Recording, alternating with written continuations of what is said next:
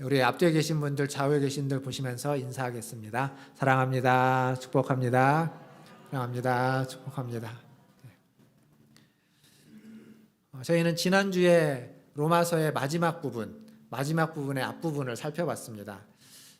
누가 우리를 대적하리요? 누가 고발하리요? 누가 정죄하리요? 라는 이 세 가지의 질문을 통해서 바울이 그동안 이야기해왔던 복음이 무엇인지, 그 복음에 대한 어떤 은혜와 감동과 감격에 대해서 이 질문으로 함께 나누어 보았습니다. 사실 그걸 통해서 우리가 알 수 있는 건 이 복음 가운데 담겨져 있는 하나님의 은혜가 얼마나 큰지를 다시 한번 생각할 수 있었습니다. 그리고 이제 오늘은 네 번째 질문이 될 것입니다. 근데 이 네 번째 질문을 보기 전에 앞에서 했던 누가 우리를 대적하리요? 누가 우리를 고발하리요? 누가 우리를 정죄하리요? 라고 하는 여기에서 그 고발하는 자는 누구고 대적은 그리고 정죄하는 자는 도대체 누구인지 생각해 보려고 합니다. 아마 우리의 대적은 어떤 사람, 나를 싫어하는 사람, 나를 반대하는 사람, 이런 의미보다는 성경에서 이야기하는 대적은 현실적인 벽일 겁니다. 현실적인 어려움, 그런 것들이죠. 우리의 마음의 부담감, 어떤 부정적인 생각들, 이런 것들이 우리의 대적, 현실적인 문제일 겁니다. 다음 주에 이제 직분자 투표를 저희가 하지 않습니까? 직분자 투표를 하는데 이 후보자가 되시는 분들, 여기 지금 주부에 올라와 있는 명단에 계신 분들도 굉장히 마음에 적잖은 부담이 있을 것이고, 다음 주에 우리 당회에서 이제 고심을 하고 또 의견도 들어보면서 이렇게 후보자를 이렇게 올리면 또 그것으로도 또 부담이 될 수 있습니다. 항상 어떠한 일에 우리는 부담감을 갖고 그게 그냥 마음의 부담일 수도 있고 현실적인 어려움과 문제가 있을 수도 있습니다. 그런 일들이 계속 있는 거죠. 뿐만 아니라 우리를 고발하고 또 우리를 대적한, 정죄하는 사람들, 그런 존재들이 성경에 있다라고 이야기합니다. 지난주에 말씀드렸던 것처럼 계시록 말씀을 보면 우리를 참소하는 자가 있습니다. 마귀가 우리를 하나님 앞에서 참소한다라고 이야기하고 있죠. 이렇게 대적과 고발하고 정죄하는 자들, 그러한 자들은 사실 우리의 힘으로 어떻게 할 수 있는 존재들이 아닙니다. 현실적인 벽, 현실적인 문제들, 그리고 내 마음의 어떤 부담들, 더 나아가서 마귀, 사단은 우리가 어떻게 할 수 있는 영역의 존재들이 아닙니다. 그래서 그런 문제들 앞에서, 그런 벽 앞에서 우리가 도전하기보다는 한 발짝 뒤로 물러나는 경향들이 있습니다. 그냥 뒤로 가는 거죠. 그걸 부딪혀서 어떻게 해보려고 하지 않고 그냥 손을 놓아버리고 빠져버리게 되는 겁니다. 근데 여러분, 지난주 말씀을 기억하십니까? 하나님이 우리를 위하신다라고 했습니다. 우리를 위하시는 하나님이 계십니다. 그리고 우리를 위해서 십자가에 달려 죽으시고 부활하신 그리스도 예수가 계십니다. 그 로마서 8장에서 앞부분부터 계속 이야기했지만 우리를 위해서 말할 수 없는 탄식으로 기도하고 계시는 우리 안에 계신 성령님이 계십니다. 이 하나님과 이 예수님과 이 성령님이 여러분의 편이십니다. 여러분을 위하고 계십니다. 그래서 아무리 현실의 벽이 높고 아무리 우리의 마음이 부담이 있고 또 어떤 것들에 힘든 것들이 있을지라도 그것에 매몰되지 마시고 그것에 너무 빠져서 허우적대지 마시고 우리를 위하시는 우리의 편이신 삼위 하나님이 계신다는 사실을 기억하시면서 그 삼위 하나님이 우리의 편이라는 걸 믿으시고 이겨내시고 극복해내시는 저와 여러분 다 되시기를 주님의 이름으로 축원드립니다. 사실 이 내용이 오늘 제가 할 설교의 결론이기도 합니다. 오늘 설교도 지난주와 별반 다르지 않습니다. 그러나 몇 가지 좀 이 네 번째 질문을 통해서 성경이 이야기하고 있는 좀 다른 몇 가지를 더 좀 생각해 보려고 합니다. 35절을 한번 보겠습니다. 제가 읽을 텐데요. 35절. 누가 우리를 그리스도의 사랑에서 끊으리요? 이게 네 번째 질문이죠. 그리고 환난이나 공고나 박해나 기근이나 적신이나 위험이나 칼이랴, 이런 것들이 과연 우리를 그리스도의 사랑에서 끊을 수 있겠느냐? 답은 끊을 수 없다라는 겁니다.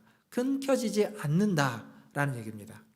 그럼에도 불구하고 이 7가지 아주 현실적이고 실존적인 문제를 성경은 기록하고 있습니다. 이게 아마도 바울이 경험했던 그의 경험에 반영이 된 것일 것이고 그리고 로마 교회 성도들이 지금 겪고 있는 어떤 문제가 여기에 반영되어서 나온 것일 겁니다. 이 7가지. 그러나 이 7가지를 가만히 살펴보면 지금 이 시대를 살아가고 있는 우리에게도 아주 적합한 내용들입니다. 제가 7가지를 하나씩 좀 간략하게 설명을 해볼 텐데 지금 우리가 처한 현실과 너무나도 적합한 내용들입니다. 첫 번째는 환난입니다. 환난. 환난이라는 것은 외부에서 우리에게 주는 어려움입니다. 외부에서 누군가가 주고 어떤 사건이 우리에게 주는 어려움과 고난들, 이런 걸 환난이라고 합니다. 지금 우리가 겪고 있는 환난은 뭐죠? 코로나19입니다. 나 개인일 뿐만 아니라 우리 사회 전 세계가 이 코로나라는 것으로 인해서 환난을 당하고 있습니다. 어느 누구도 예외일 수 없는 상황에 직면했습니다. 뭐 하루 이틀도 아니고 한두 달도 아니고 지금 1년, 2년을 지나가는 이 시점까지 이 환난 가운데 있습니다. 그리고 곤고가 있습니다. 곤고라는 건 환난이 외부적인 어려움이라면 곤고는 내적인 어려움입니다. 내적인 우리의 심령의 어떤 역경들과 어려움들, 이런 걸 곤고라고 합니다. 코로나 블루라는 말 들어보셨습니까? 코로나 블루. 이게 뭐냐면 코로나 블루가 코로나로 인해서 생겨나는 우울증을 코로나 블루라고 합니다. 그러니까 사회적 거리두기가 너무 오래되다 보니까 사람은 누군가랑 만나서 이렇게 따뜻한 온기를 느끼면서 그러면서 건강하게 또 행복하게 살아야만 하는데 거리두기가 너무 오래되다 보니까 이제 온기를 못 느끼는 겁니다. 그러다 보니까 심적으로 어려워지고 상하게 되고 어두워지고 이렇게 되는 거죠. 그래서 우울증이 찾아오는 겁니다. 이 우울증의 폐해는 굉장히 심각합니다. 우리나라 건강보험공단에 우울증으로 진료받은 사람들의 수를 보면 최근 한 5, 6년 사이에 굉장히 많이 늘었는데 굉장히 많이 는 게 한 해에 우울증 치료가 60만 명에서 70만 명 정도가 2015년, 14년부터 19년까지 진료받은 명수입니다. 우울증으로. 근데 2020년도, 작년도 상반기에 우울증으로 진료받은 사람의 수가 60만 명이 넘습니다. 무슨 얘기냐면 작년 한 해에는 겨우 거의 2배 가까이 우울증이 증가했다는 겁니다. 갑자기. 코로나 때문인 거죠. 사실 우울증의 원인은 이전부터 계속 우리에게 많이 있었습니다. 계속 증가되고 있습니다. 근데 코로나가 이것을 더 증폭시켰습니다. 엄청난 폐해입니다. 우울증은 굉장히 무서운 마음의 감기 이렇게 얘기도 하는데 감기라고 하기에는 굉장히 무서운 병이라고 이야기할 수 있습니다. 이게 지금 우리가 겪고 있는 겁니다. 우리가 저나 여러분이 우울증으로 진단을 안 받고 진료를 안 받았을지도 모르겠지만 코로나 이전보다 우리의 마음이 더 밝거나 더 행복하진 않을 겁니다. 이전보다 더 기력도 딸리고 마음도 좀 더 우울하고 기쁘고 즐거운 일도 이전보다 더 줄었을 겁니다. 그게 우리가 겪고 있는 문제이고 지금 현실적인 벽입니다. 뿐만 아니라 세 번째는 박해입니다. 박해. 이 박해는 종교적인 어떤 종교에 대한 신앙에 대한 어려움이죠. 그것 때문에 겪는 고통입니다. 코로나 때문에 교회가 처음에는 신천지가 되게 욕을 많이 먹었지만 그 다음에는 일반 교회들이 지금도 심심치 않게 교회가 그 감염의 확산의 진원지로서 얘기되어질 때, 집단 감염이 얘기되어질 때 사람들의 반응들을 보면 굉장히 교회를 뭐라고 하죠. 우리의 마음으로 그것 자체가 참 위축이 되지 않습니까? 그런 얘기를 들으면 우리도 위축이 됩니다. 심적인 박해를, 어떤 외적인 박해를 경험하고 있지는 않지만 그런 것들이 우리에게 주어지지 않지만 누가 우리에게 돌을 던지거나 침을 뱉지는 않지만 심적으로 굉장히 위축되어 있는 것이 사실입니다. 그런 상황에 우리는 지금 처해 있습니다. 기근, 경제적인 궁핍이죠. 빈익빈 부익부, 빈부의 격차가 이미 오래전부터 계속 심화되어 간다고 얘기가 되었습니다. 근데 이 코로나 때문에 그것이 더 심화되었고, 물론 코로나 때문에 더 이득을 보신 분들도 있습니다. 그러나 많은 사람들, 특히나 소상공인이라고 하는 많은 분들은 더 어려움 가운데 처해져 있고, 길거리를 다니시다 보면 임대가 붙어 있는 빈 가게들이 굉장히 많이 있음을 알 수 있습니다. 그만큼 어렵다는 이야기입니다. 그리고 그 다음에 나오는 건 적신입니다. 적신. 적신은 무슨 얘기냐면 옷이 벗겨지는 것 같은 수치스러움을 이야기합니다. 옷이 벗겨지는 수치스러움. 사실 이 코로나 때문에 기독교의 신앙, 특히 교회들이 어떠한 교회의 민낯이 드러나는 일들이 종종 있었습니다. 교회가 성도들이 세상과 얼마나 소통하지 못하고 세상에서의 어떤 방향과 전혀 역행하고 있는지 이런 일들을 보여지는 사건들이 가끔 있습니다. 어떤 교단에서 어떤 노예에서는 교회에서 이제 예배를 금지시켰는데 예배를 감행을 하는 겁니다. 그래서 벌금을 이제 그 행정명령으로 벌금이 나오면 그 벌금을 대신 내주겠다. 그러니까 교회에서 예배를 드려라. 마스크 벗고 드려라. 이렇게 얘기했던 데도 있습니다. 이게 사회랑 소통하지 못하는 겁니다. 그러다 보니까 우리가 그런 게 아닌데 우리는 잘 지켜왔는데 그런 얘기를 들으면 괜히 부끄럽습니다. 왜 교회가 그러지? 우리도 그런 얘기를 하지 않습니까? 근데 안 믿는 사람들, 교회를 다니지 않는 사람들이 보기에는 교회에 대해서 손가락질을 할 수밖에 없게 되는 지금 우리가 겪고 있는 현실들입니다. 적신, 이 수치스러움, 이 부끄러움을 우리는 지금 겪는 시대를 살아가고 있습니다. 뿐만 아니라 위험이라고 되어 있죠. 위험은 예기치 못한 사고입니다. 코로나가 예상해서 온 게 아니죠. 생각해보면 작년 2월 마지막 주, 2월 셋째 주까지 저희가 교회에서 식사를 하고 오후 예배를 드렸습니다. 그리고 2월 마지막 주에 갑자기 이제 식사를 하지 않기로 했고 당분간 식사를 하지 않는다. 그리고 3월 첫째 주부터 당분간 이제 온라인으로 예배를 드린다라고 했습니다. 그게 한 두 주 지나면 끝날 줄 알았죠. 근데 지금 여기까지 이렇게 왔습니다. 이게 어느 누구도 예상하거나 계획해서 된 일이 아닙니다.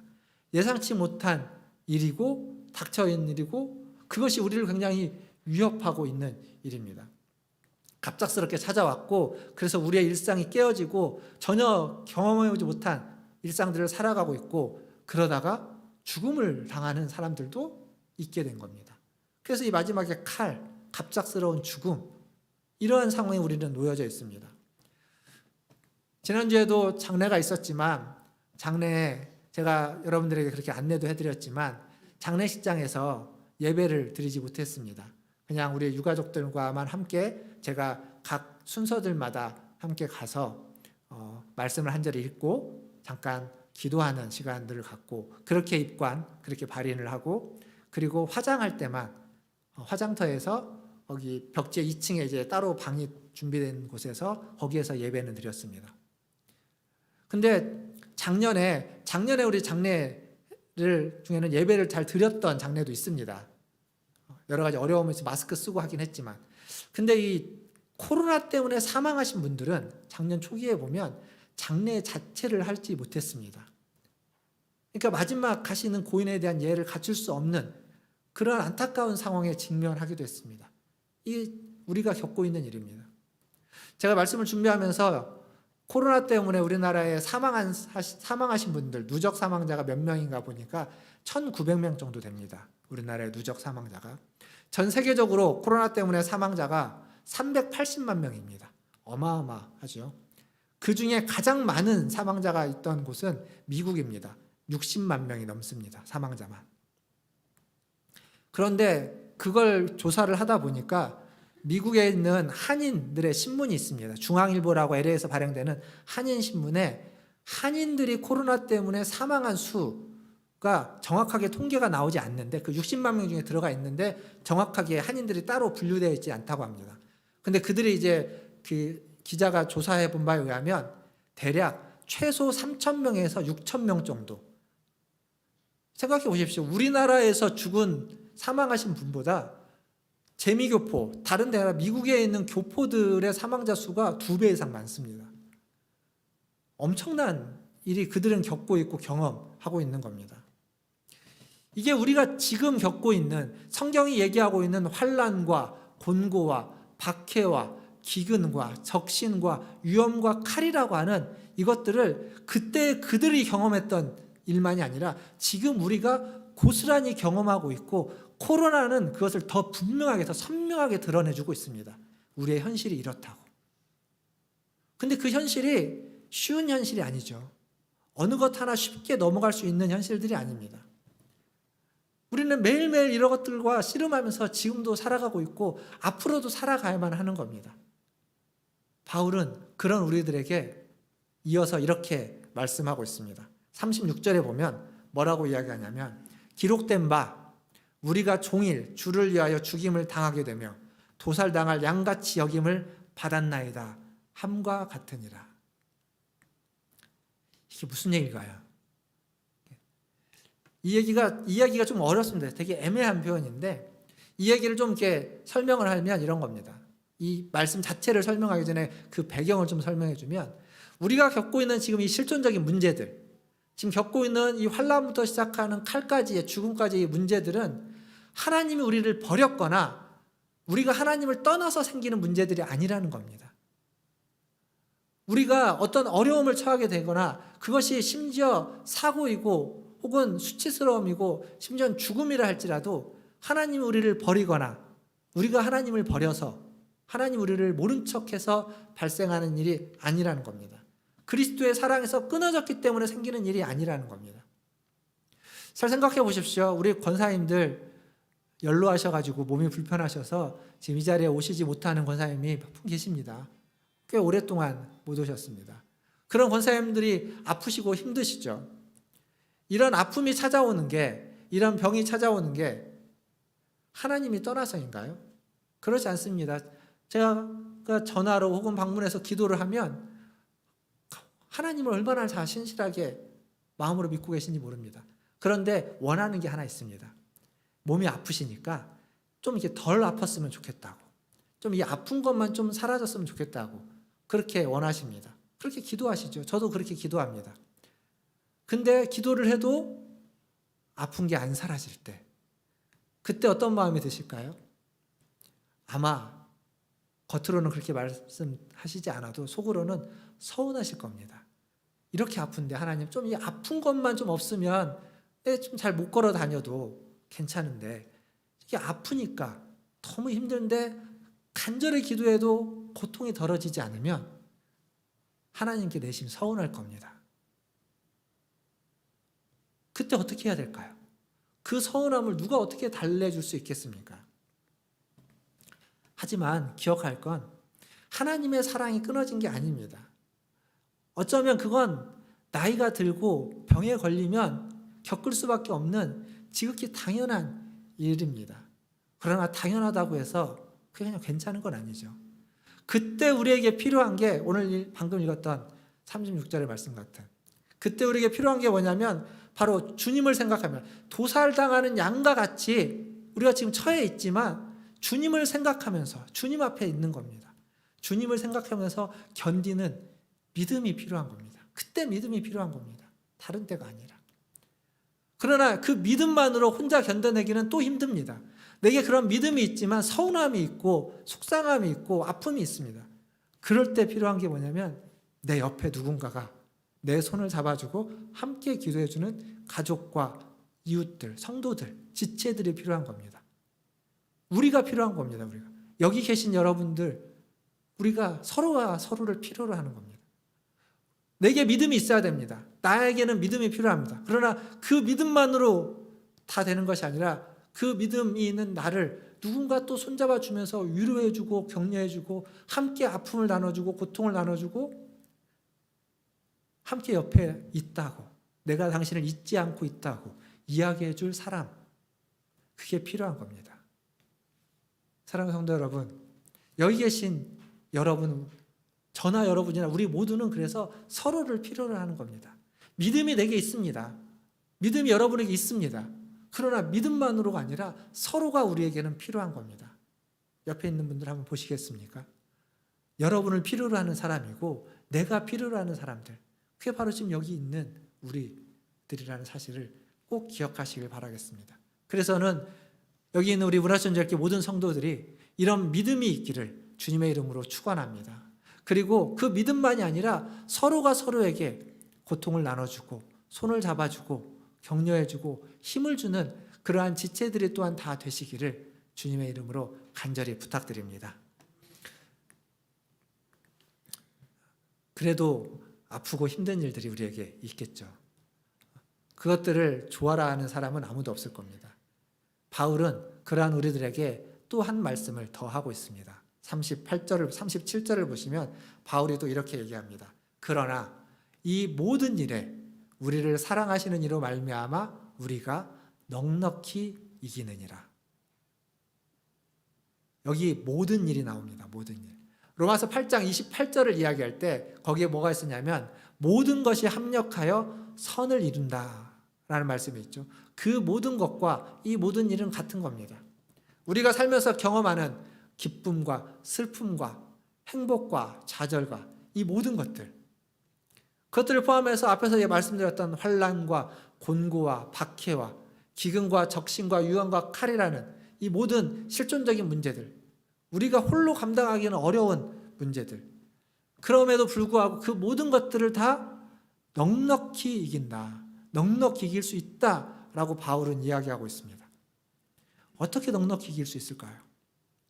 어느 것 하나 그냥 넉넉한 게 없습니다. 어느 것 하나 가벼운 것들이 없는데도 불구하고 다 무거운 문제들이지만 바울은 분명히 넉넉히 이긴다라고 얘기합니다. 그 이유를 바울은 이렇게 쓰고 있죠. 우리를 사랑하시는 이로 말미암아. 우리를 사랑하시는 하나님 때문에. 어찌 보면 너무 식상한 답변일 수 있습니다. 어찌 보면 그냥 단순한 지극히 당연한 이야기일 수 있습니다. 그러나 그게 진리입니다. 바울은 그걸 돌려서 이야기하지 않습니다. 다르게 미사역으로 붙여갖고 설명하지 않고 아주 직접적으로 단호하게 여러분을 사랑하시는, 우리를 사랑하시는 하나님 때문에 우리는 그것을, 그 고난을, 그 벽을, 그 어려움을, 그 환난을 넉넉히 이길 수 있다라고 지금 분명하게 말해주고 있습니다. 우리가 아무리 얻어터지고 아무리 힘든 일을 경험하고 와도 하나님이 우리를 넉넉히 받아주실 것입니다. 우리가 아무리 더러워지고 아무리 추해져도 하나님은 우리를 위해서 따뜻한 물을 끓여놓고 씻을 물을 준비해놓고 우리를 받아주실 것입니다. 그러니까 우리가 어떤 모습으로 와도 우리를 넉넉히 받아주시는 그분, 우리를 사랑하시는 그분, 그렇기 때문에 그러한 어려움들을 우리는 넉넉히 이겨낼 수 있는 겁니다. 넉넉히, 충분히, 압도적으로 이길 수 있는, 겨우겨우 턱걸이하면서 겨우겨우 견뎌내는 믿음이 아니라, 그런 삶이 아니라 아주 충분하고 여유 있게 넉넉하게 이겨낼 수 있다라고 바울은 이야기하고 있습니다. 사랑하는 성도 여러분, 이 말씀을 좀 믿고 붙잡고 부디 조바심을 너무 내지 않았으면 좋겠습니다. 어떤 일에 전전긍긍하지 마시면 좋겠습니다. 우리가 겪는 일, 어렵고 힘든 일이 있을 겁니다. 정말 하늘이 무너지는 것 같은 느낌을 드는 일들도 있습니다. 그러나 그 일을 넉넉히 이겨내고 극복해낼 수 있도록 우리를 위하시는 하나님이 계시다는 것, 그걸 믿고 이 진리를 붙잡고 이 진리를 믿고 이 진리를 마음에 새기고 살아가시는 우리 문화천지교회 모든 성도들 다 되시기를 주님의 이름으로 축원드립니다. 이제 마지막 38절과 39절입니다. 내가 확신하노니 사망이나 생명이나 천사들이나 권세자들이나 현재일이나 장래일이나 능력이나 높음이나 깊음이나 다른 어떤 피조물이라도 우리를 우리 주 예수 그리스도 안에 있는 하나님의 사랑에서 끊을 수 없으리라. 여기 바울이 내가 확신한다라고 이야기합니다. 무엇을 확신하냐면 그 어떤 것도, 그 어떤 피조물도 주 안에서, 그리스도 예수 안에 있는 우리를 향한 하나님의 사랑을 손상시킬 수 없다, 끊을 수 없다라고 바울이 확신한다고 이야기합니다. 바울이 확신이라는 말을 그렇게 많이 쓰지 않습니다. 여기에 아주 선명하게 확신한다고 이야기하고 있습니다. 물론 여기에도 그 확신을 방해하는 것이 10가지나 등장합니다. 사망, 생명, 천사들, 권세자들, 현재, 장래, 현재와 미래죠. 그리고 높음과 깊음, 어떤 능력, 또 다른 피조물들, 이 10가지나 확신을 방해하는 것들이 있습니다. 사실 사망 같은 경우를 생각해 보면 앞에서도 그 칼에 대해서 사망을 이야기했지만 죽음 앞에서 초연한 사람은 없습니다. 우리는 죽음 앞에서 흔들릴 수밖에 없습니다. 예정된 죽음, 누구나 예상할 수 있는 죽음도 그 죽음 앞에 직면하면 또 죽음을 당하게 되면 그의 가족들은 그 순간 당황하게 되고 어떻게 해야 될까? 앞으로 어떡하지? 어떡하지? 이런 생각을 합니다. 그런데 갑자기 닥치는 죽음, 예상치 못했던 사고나 어떤 그런 사건으로 인한 죽음 앞에 우리가 직면하게 되면 우리의 삶이 흔들려 버립니다. 당황해서 삶을 송두리째 흔들어 버립니다. 그걸 다시 추스리는 건 굉장히 어렵습니다. 그게 우리의 모습입니다. 아무리 우리가 믿음을 가지고 있어도 그 순간 흔들리는 건 어찌할 수 없을 겁니다. 그런데 믿음이 있기 때문에 조금 더 빨리, 조금 더 잘 추스릴 수 있겠죠, 아무래도. 그런데 그 죽음을, 그 사망을 이기는 게 있습니다. 그게 뭐냐면 사랑입니다. 사랑이 죽음을 이긴다는 이야기 여러분 많이 들어보셨을 겁니다. 진정한 사랑은 죽음보다도 더 크다라는 얘기를 들어보셨을 겁니다. 그리스도의 사랑이 그렇고 부모가 자녀를 사랑하는 사랑 또한 그런 사랑에 비견되고 있죠. 뿐만 아니라 폴리갑이라는 초대교회의 교부는 그가 화형에 처하기 전에 그 예수를 부인하라고 하는, 부인하면 살려주겠다고 하는 그 회유에 이렇게 대답했습니다. 예수님은 87년 동안 나를 한 번도 배신한 적이 없는데 내가 어찌 그 이름을 배신하겠습니까? 배신할 수 있겠습니까? 당신이 나를 불태워 죽인다고 해도 나는 그분을 배신할 수 없습니다. 이 죽음은 나의 기쁨이고 나의 사랑입니다. 죽음을 이기는 겁니다. 사랑이. 그 주님의 사랑이, 그리고 주님을 향한 우리의 사랑이 죽음을 이겨내는 겁니다. 아무리 우리를 흔들려고 해도 그 사랑이 그걸 극복하는 거죠. 물론 시간과 공간, 이 시공의 문제도 과학이 발달하면서 그 인터스텔라라는 영화를 보신 분들은 아시겠지만 시간과 공간을 초월하는 어떤 과학적인 발견들이 있습니다. 그것들을 이제 영화상에 구현해내고 있는 건데, 시간과 공간을 초월해서 사람이 갈 수도 있고 올 수도 있다, 이런 식의 어떤 이론들이 도출해져 있고 과학은 그것들을 규명해내려고 합니다. 그런데 아무리 규명해내도 아직은 불확실합니다. 천사를 비롯한 영적인 것들도 마찬가지입니다. 확실하지 않습니다. 불확실하고 또 우리에게 때로는 우리를 올가매는 것들로 작용하기도 합니다. 이 모든 것들은 다 한마디로 이야기하면 하나님의 피조물입니다. 창조주이신 하나님이 만들었고 그 창조주이신 하나님의 손 아래에 있는 겁니다. 통제 아래에 놓여 있는 것들입니다.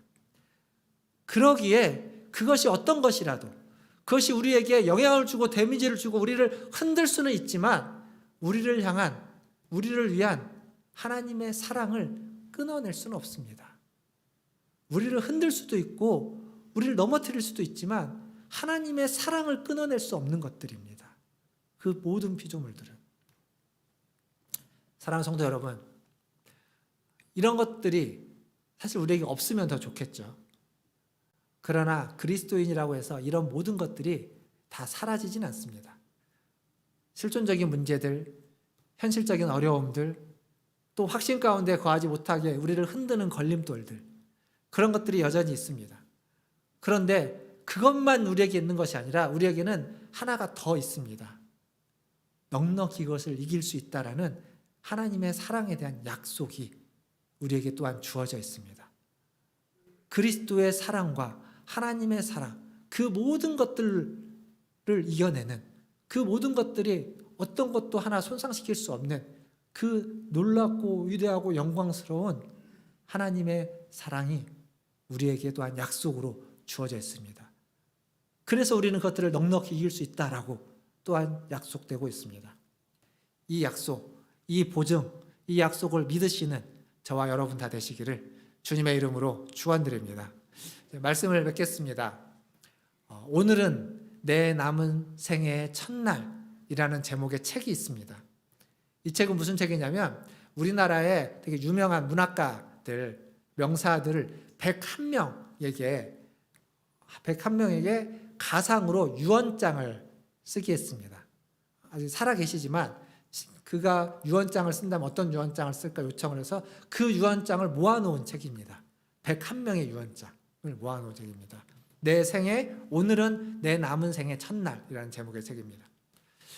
근데 이 죽음을 앞에 둔 마음으로 유언장을 쓸 때 그들이 그 내용 안에 어느 누구도 한 사람도 자기가 좀 더 성공하고 좀 더 명예롭고 좀 더 많은 일을 해보고 싶었다. 근데 그걸 못해서 아쉽다라고 하는 식의 후회를 적은 사람이 한 사람도 없다고 합니다. 그들은 그들의 인생에 후회를 적고 안타까움을 적었는데 그 내용은 무엇이냐면 내가 더 사랑하지 못해서 누군가를 더 섬기지 못해서 후회하고 아쉬움을 기록했다고 합니다. 그래서 후손들에게 남은 자들에게 살아있는 동안 더 사랑하라고 권면했다고 합니다. 사람은 아무리 열심히 사랑을 해도 뒤에 돌아서면 후회할 것뿐일 겁니다. 인생을 한번 돌아켜 보십시오. 후회할 것이 없는가? 많을 겁니다. 죽음 앞에 서면 후회할 게 더 많겠죠. 우리의 사랑은 이렇게 부족하고 아무리 해도 마지막에 후회를 남길 수밖에 없을 겁니다. 그러나 하나님의 사랑은 후회를 남기지 않는 사랑이라고 저는 믿습니다. 저는 확신합니다. 하나님은 우리를 사랑하시는 그 사랑에 후회하지 않습니다. 하나님은 우리의 편으로서 우리를 위하시는 그 사랑과 그 마음에 절대 후회함이 없습니다. 그리고 후회를 남기지 않도록 충분히 최선으로 최고의 것으로 저와 여러분들을 사랑하고 저와 여러분들을 도우시고 저와 여러분과 함께하는 줄 믿습니다. 이것이 로마서가 이야기하고 있는 복음의 진리입니다. 여전히 실존적인 문제들이 있습니다. 현실적인 벽들이 우리 앞에 있고 걸림돌들이 있습니다. 그러나 우리는 확신할 수 있습니다. 우리를 향한 사랑에 후회가 없으신 하나님, 후회를 남겨두지 않고 미래를 남겨두지 않고 최고의 것으로 우리를 사랑하시는 그 하나님이 오늘도 저와 여러분을 사랑하며 여기에 와 계시고 여러분의 마음 가운데, 여러분의 인생 가운데, 여러분의 삶의 자리에 함께 하시는 줄 믿습니다. 그 하나님을 믿고 그 하나님을 따르고 그 하나님 그 진리를 여러분의 마음에 여러분의 뼈에 새겨두시기를 주님의 이름으로 축원드립니다. 오늘 읽은 본문 말씀 로마서 8장 35절에서 39절 말씀, 조금 더 확장하면 31절부터 39절까지 이 말씀을 읽으시고 묵상하셔서 이 진리를 여러분의 마음에 여러분의 뼈에 새기시고 그 진리를 따라 살아가시는 우리 모든 성도들 다 되시기를 주님의 이름으로 축원드립니다. 기도하겠습니다. 오늘 기도하실 때 우리의 삶과 우리의 삶 속에 있는 모든 역경과 고난들, 그러나 그것을 우리가 이겨낼 수 있는 건, 넉넉하게 이겨낼 수 있는 건 우리를 사랑하시는, 우리를 위하시는 우리의 편이신 하나님의 사랑이 우리에게 있기 때문입니다. 그 어떤 것도 그 무엇으로도 끊을 수 없는 그 사랑이 있기 때문입니다.